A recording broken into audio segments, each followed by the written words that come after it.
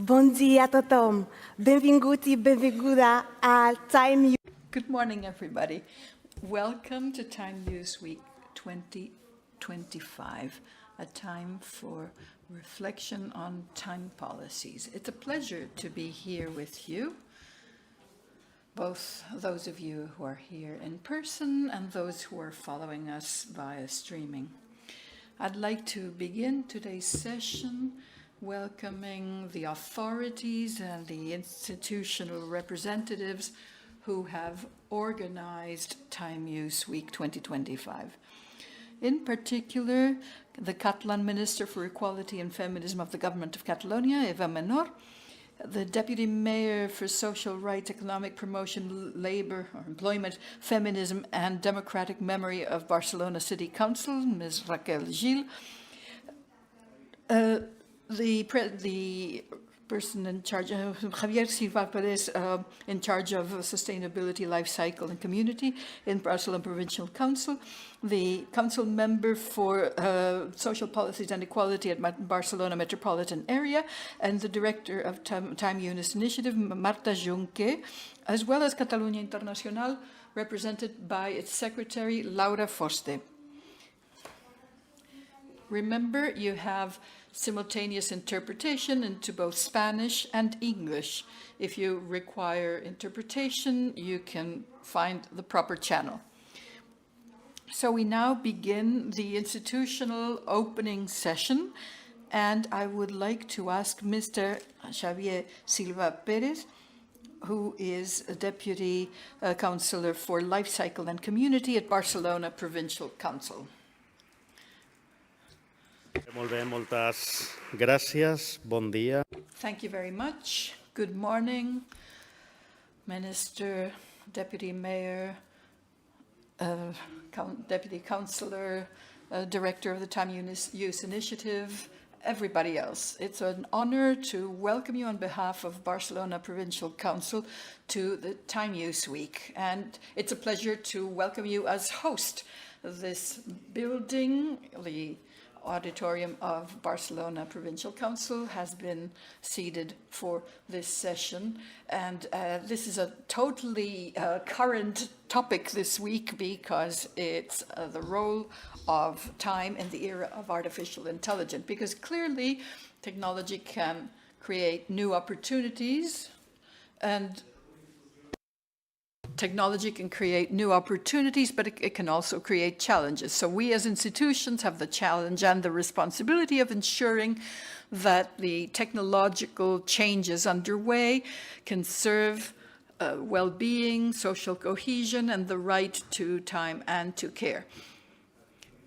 Time is increasingly digitalized. In this setting, we at the Provincial Council are working on our plans for time organization and deploying new measures for the new public system to provide care to the community.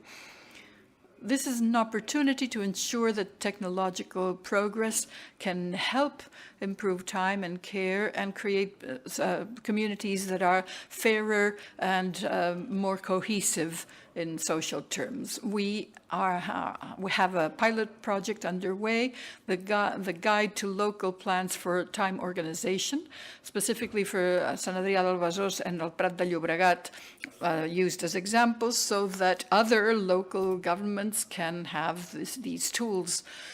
This afternoon, in fact, we'll be leading a workshop, and next week you will also be able to gain the experience, to hear about the experience of Sant Adrià firsthand. And then, of course, there is also the report on uses of time, which will provide us with the ability to fine-tune our diagnoses and to design policies that really fit the needs of our citizens. And so we will continue to work on this. We remain committed to the network of local and regional governments for time policies, and also committed to the Barcelona Declaration, because all of this reflects our commitment in this area. We all want to continue working gradually, step by step, and with full awareness of the need for fairer, more balanced time use policies. We are contributing today to placing time use at the center of the political agenda to create more equal, more sustainable, and more resilient societies. Welcome to Time Use Week 2025.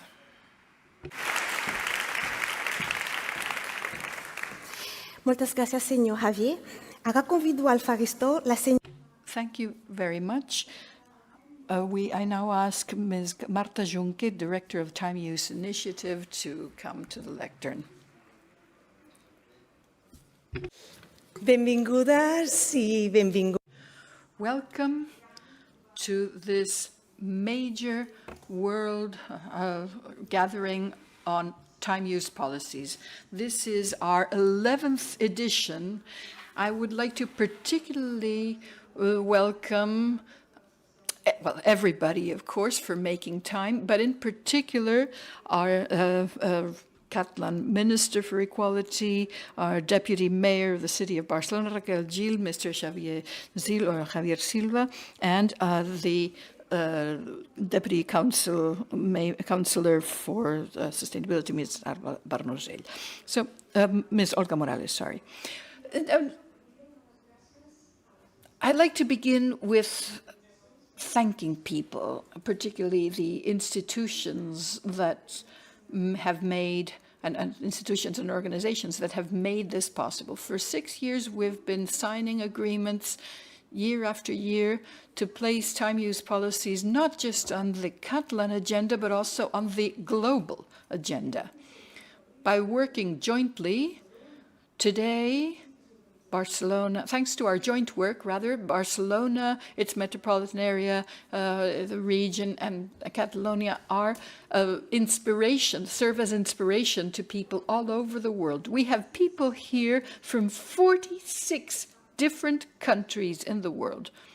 That would have been unthinkable 4 years ago.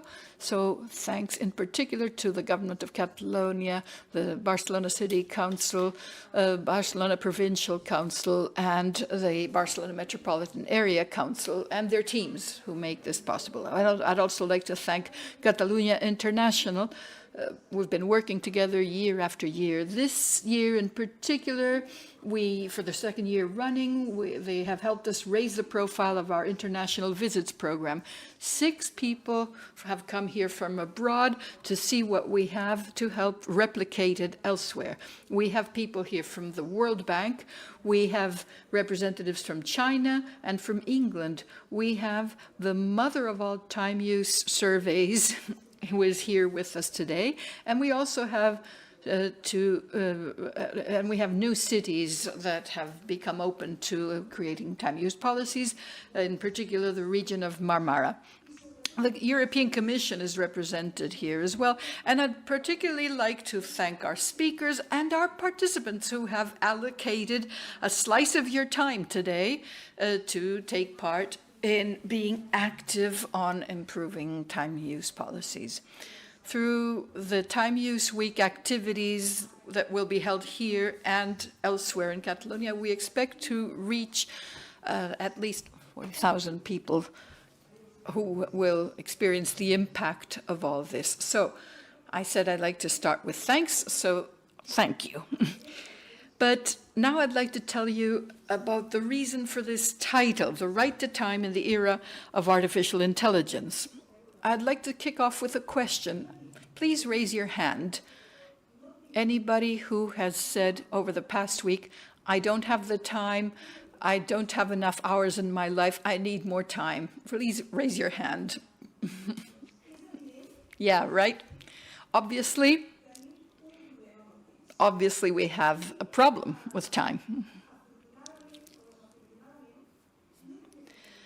Fortunately or unfortunately, we're not alone. Most people have this issue. 80% of the population say they have a poor relationship to time, that they're not happy with time. So we have a time problem. We need to strike a new balance. I had some slides, but I'm not seeing them. I had a couple of examples I wanted to share with you. Here we have some headlines from all over the world. that describe time poverty and a poor relationship with time. This is why today we wanted to ask you to help us think about uses of time or time uses in the future. So I'm going to ask you all to stop for 10 seconds and consider how you would like to organize time better to ensure that we have a right to time. I'm sure a lot of you are thinking, I'd like to have more time to live, more time to rest, more time to be with the people who love me, time to go to the doctor, basic stuff.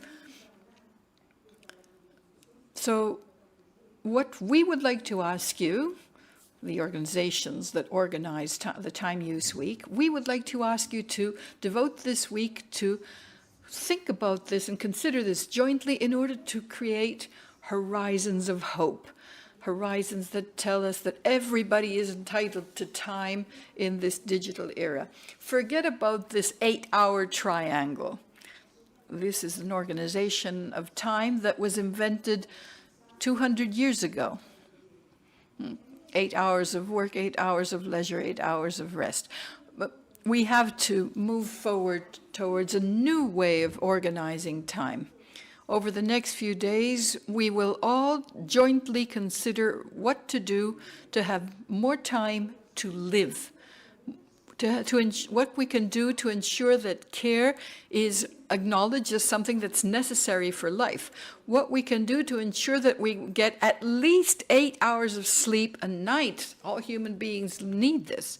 And we also need to figure out ways to make work more rational and reduce the amount of time we spend on it. We have to consider these questions, and we have to create a joint vision for this, because that will ensure that we can live in the era of artificial intelligence, in the digital era.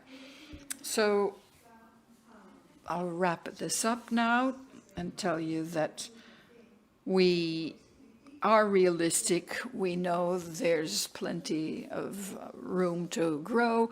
We know that there are issues, there are limitations, but we also have the fruit of our labor over the past few years. On the one hand, we have the network. The network of cities had 7 members at the outset. We now have some 50 members from all over the world. Istanbul, Braga, Bogota have joined. We have cities from all over the world now, and that is thanks to our joint work. We also have the Barcelona Declaration on Time Policies. It's something that brings us all together. It says that we acknowledge the right to time as a right that has to be placed on all agendas. Over 200 international bodies have signed it. Research institutions, companies, local governments, and international institutions. So we're moving forward in the right direction. There are more and more time policies, and they're more and more at the center of policy making. Javier was saying that work is being done to make sure that all municipalities in the Barcelona Provincial Council will have it on the agenda. More and more towns are working on this. It's also an increasingly mainstream issue. More and more people talk about this, particularly young people. So let's ride this wave of hope, and let's take advantage of the Time Use Week to ensure that the right to time is enjoyed by all in this digital era. I wish you all an excellent Time Use Week. Muchas gracias, señora Marta. Thank you, Marta. I now give the floor to Ms. Olga Morales, the Council Member for Social Policies and Equality in the Barcelona Metropolitan area.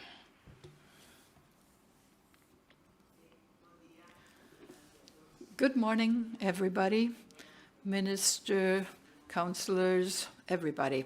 Good morning. It's an honor for me to be part of this opening session on behalf of the Barcelona Metropolitan area. This is the the reference, the benchmark international event on time use policies. We at Barcelona Metropolitan Area believe that time policies need to be at the heart of policy making, and today we will explain how we're doing this.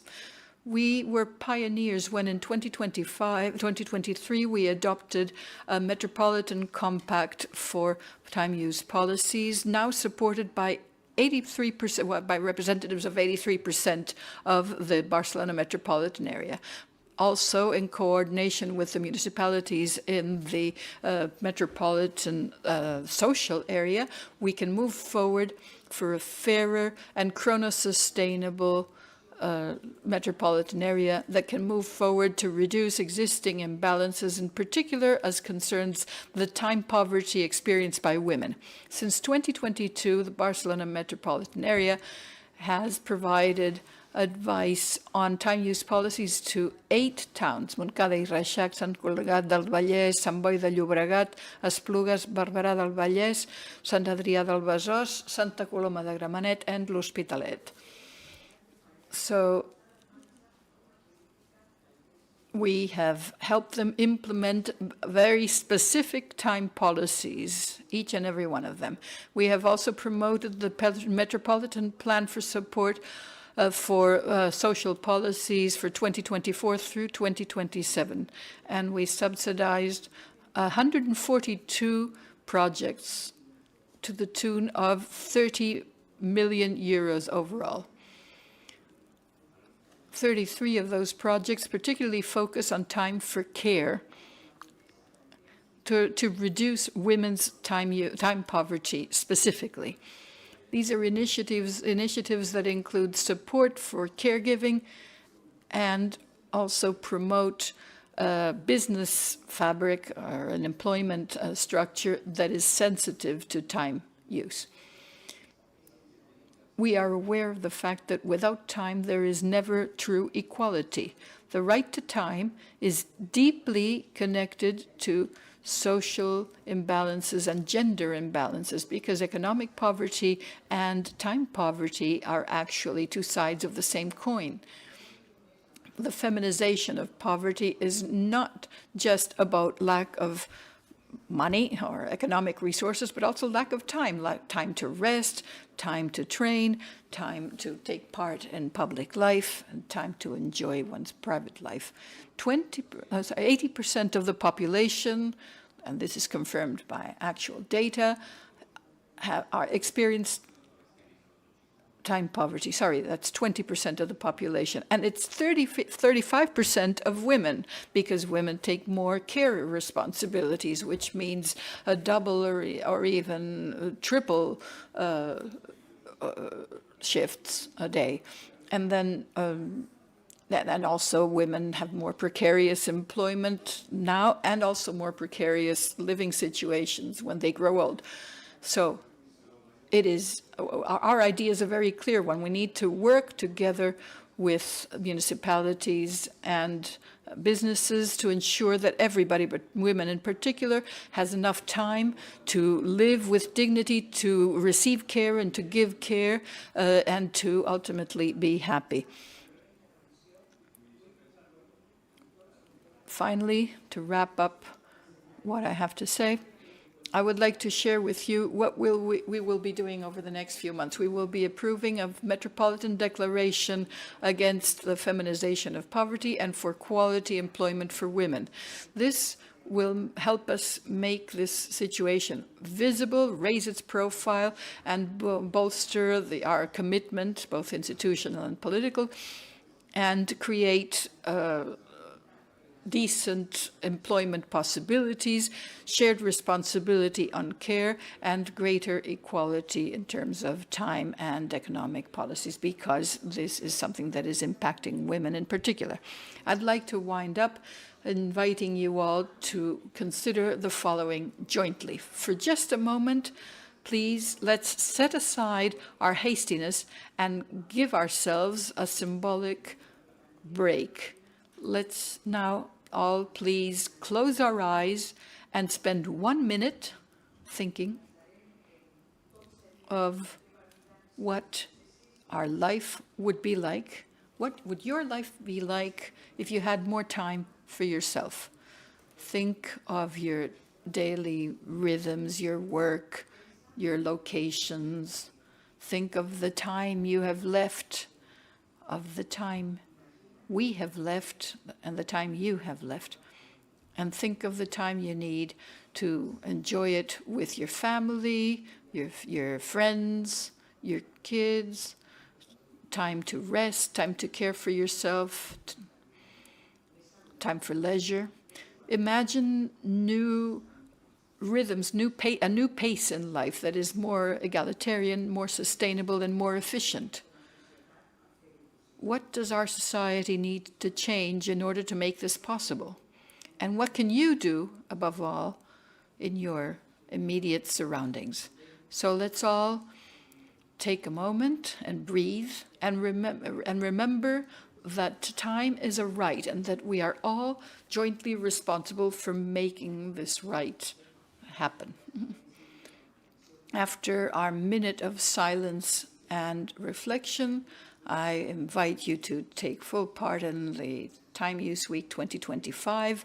Take your inspiration from all the experiences we will hear about and turn them into policies and projects that will improve daily living for our citizenry and for ourselves. Thank you very much, and I wish you a great Time Use Week 2025. Gracias, señora Olga Morales. Thank you, Ms. Olga Morales. So now I would like to ask Ms. Raquel Gil, Deputy Mayor for Social Rights, Economic Promotion, Employment, Feminism, and Democratic Memory of Barcelona Barcelona City Council, to come to the lectern. Bon dia a tothom. Good morning, everybody. It's a pleasure to be here again at the opening ceremony of the Time Use Week. I'd like to thank the institutions. I won't list them since they've been listed by preceding speakers, but I'd like to thank the institutions, and I'd like to say that it's important for us not just to be here for the institutional opening. The reason we're here is because all of our governments and government levels are working together and are committed to time use policies. I'd like to thank not just the representatives, but also the teams in each of these governments who are driving this forward and making this possible. In Marta's speech, she shared some considerations on time. And I'd like to take up some of the things she mentioned. She mentioned the importance of technology and artificial intelligence, which is part of the context that we all operate in as individuals.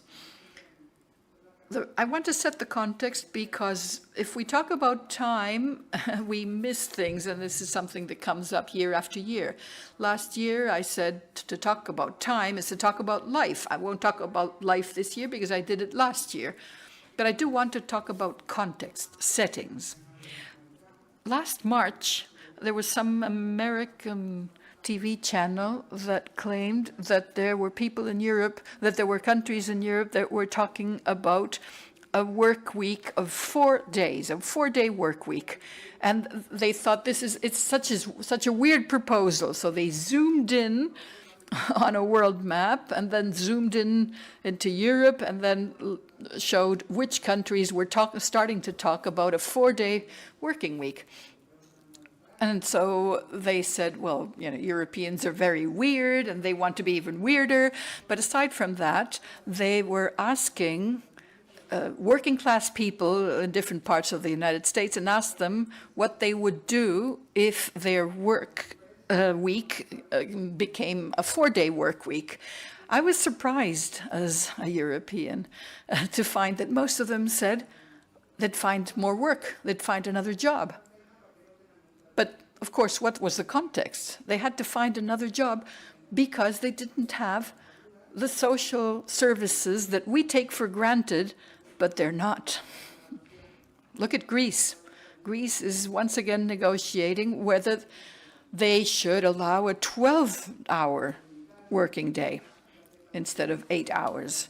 I mean, to talk about this is to talk about mobility, to talk about public services that allow for care work, to talk about the right to time, and so forth. This is a matter of setting. When we talk about time use policies, we have to bear in mind that all of this will have to be adjusted at the same time. It's great for women to raise our hand and explain what time poverty consists of, because we're the ones who experience it. But if we can't get everybody else to understand that this is something that impacts us all as a society, it will be viewed as just a women's issue, and it will be ignored. When we talk about time, we need to talk about mobility, about public services, about the way we organize cities and towns, and how we organize education, how we organize work time, how we organize our companies, how we define productivity, how it can be improved. If we don't include time as a factor in all of these, we will simply be gathering once a year, talking about what progress we've made. We'll consider, how far we need to go. We'll encourage one another, pat each other on the back, but we won't be achieving all that much. We will just be this group that talks and thinks about time, when actually time affects everybody and everybody else. Everybody manages time in a different way. Governments here have lots of responsibilities. We do a lot. The Barcelona City Council has been a pioneer in many of these areas. In fact, we shared a report last week where we analyzed a number of measures implemented by different departments in the city of Barcelona that knowingly or unknowingly have an impact on time use. We have other factors. We have, different ways in which we organize our facilities. And, all of these are factors. And, of course, technology is also a factor, and you will be talking about it. And, of course, we need to consider how to ensure that technology serves people rather than the other way around. It may be easy to state, but ultimately we all seem to be slaves to certain working hours, to an improperly defined definition of efficiency, if I may, of productivity, if I may, and we need to create these spaces to breathe and to have more time. We have lots of experts here from many different parts of the world. I'm sure they will enable us to come up with good ideas and ideas that suit the context better. So I'm sure we will be able to work with all these ideas that are shared. The institutions in Catalonia are your allies. They're very well represented at every level, and that includes, of course, Barcelona City Council.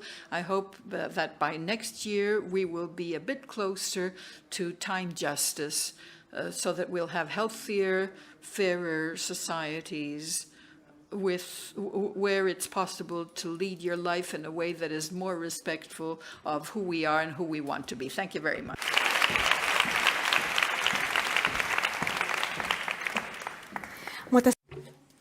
Thank you very much, Ms. Raquel Gil. To close this institutional inauguration, it is my pleasure to welcome Eva Menor Cantador, Catalan Minister for Equality and Feminism.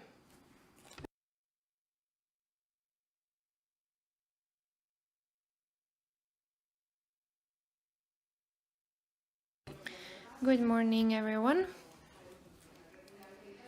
I will not mention all the authorities present here today, but I do want to begin by thanking all of you who are here, not only in this opening session, but also because we are showing our commitment with this topic and with this institution of Time Use Week. The Metropolitan area of Barcelona, the Barcelona City Hall, the Provincial Council of Barcelona, we are all here to show our common commitment to include a more egalitarian distribution of time in the political agenda. I admire Raquel Gil very much, and we both share a point of view. We have the same idea when it comes to time use. And I do agree with what she has said, that women and feminist policies do not have the responsibility of sharing, of putting time use policies in the agenda, but if we do not do it, we will never achieve it. Time poverty has a face of women, and there are many studies that prove that. And the way in which we distribute time has to do with what we do for a living and how we organize our life when it comes to care and non-remunerated work that traditionally women do and that traditionally has received less recognition by society, and that has a repercussion, that has an impact on the time of women, and that leads to inequality. The title of today, how can we talk about the use of time and how it interacts with AI and new technologies, brings us a wonderful opportunity to reach a fairer distribution of time, but we need to do it with purpose. AI will give us many tools to improve our lives. But there is no gender perspective in AI because only, I think it's 11% of women work in AI and in the tech sector, and only 17% of women have training in technology and other ICTs. So if there is no gender perspective embedded in the technology and the artificial intelligence tools, we will see how the inequality will be still present in the future. 25% of of employment will use technologies, and 75% of the employment nowadays uses technology. So we need to put an end to this discrimination. And what are we doing in order to fix that? We are working on a new social pact for time, and we are working on policies that guarantee a better work-life balance, because the way in which we distribute time marks the way in which we distribute time after work. We share a responsibility not only with the private sector, we need more men in the care sector, but we also need to do the work as a society. We need to dignify the care work. We need to recognize it and institutionalize it. It is not a matter of just having time for caring for someone. No, we need to improve how that sector is paid, because at the moment it is not paid or not paid enough, and that has an impact on the collective well-being and on the economy as well. And there are, again, studies, we have the figures. It is not a productive work, but it is 17% of the GDP. We are talking about 250,000 million euros. And we need to put people at the center. We need to put the productive sector at the center as well.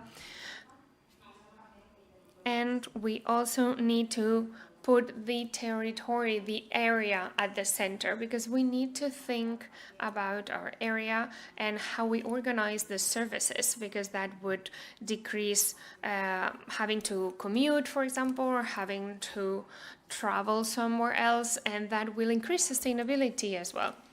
That is why for 2026, we will come with a set of very specific measures.